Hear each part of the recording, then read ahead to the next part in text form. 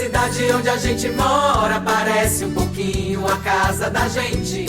É onde a gente se reconhece, onde a vida acontece tão intensamente. Olá pessoal, estamos aqui no sítio Cachoeira dos Marques. Estou aqui com a minha amiga Ana Neide e ela vai falar um pouco com vocês. Uma companhia muito boa, o SAMU ter vindo para a região de Cedro. Muito bom, né? Primeiramente a gente não tinha, agora a gente temos. Uma experiência cada vez mais nova para a gente e o atendimento é ótimo.